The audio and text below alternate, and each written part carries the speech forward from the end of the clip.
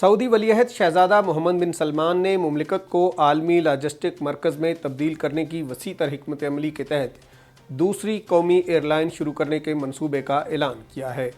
یہ اقدام سعودی عرب کی تیل پر مبنی معیشت کے متبادل کے طور پر شروع کیا جا رہا ہے۔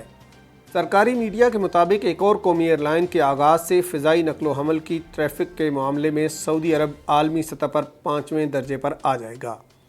ولیعہد شہزادہ محمد بن سلمان خلیج کی سب سے بڑی معیشت اور جغرافیائی اعتبار سے خطے کے سب سے بڑے ملک سعودی عرب کی غیر تیل آمدنی کو 2030 تک 45 ارب ریال یعنی 12 ارب ڈالر تک بڑھانے کی جانب پیش رفت پر زور دے رہے ہیں۔ ایک رپورٹ میں ولیعہد شہزادہ محمد بن سلمان کے حوالے سے بتایا گیا ہے کہ جامع حکمت عملی کا مقصد سعودی عرب کو ایک ایسا عالمی لاجسٹکس مرکز بنانا ہے جو 3 براعظموں کو آپس میں ملاتا ہے۔ ولیعہد شہزادہ محمد بن سلمان نے کہا ہے کہ اس سے سیاحت، حج اور عمرہ جیسے دیگر شعبوں کو اپنے قومی اہداف کے حصول میں مدد ملے گی۔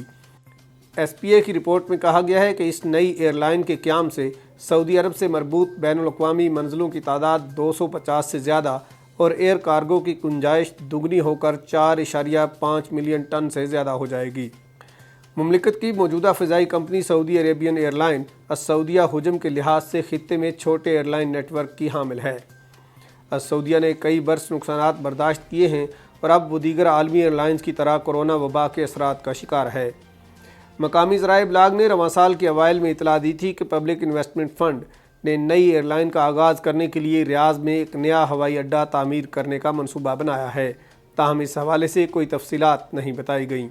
شہزادہ محمد بن سلمان، جنہیں مغربی دنیا میں MBS کے نام سے جانا جاتا ہے، سعودی عرب کی معیشت میں انقلابی تبدیلیاں لاتے ہوئے اسے تیل پر مبنی معیشت کی بجائے دیگر ذرائع پر مبنی معیشت بنانے کی کوششیں کر رہے ہیں۔ اس خبر اور دیگر خبروں کی تفصیل جاننے کے لیے وزٹ کیجیے اردو نیوز کی ویب سائٹ urdunews.com۔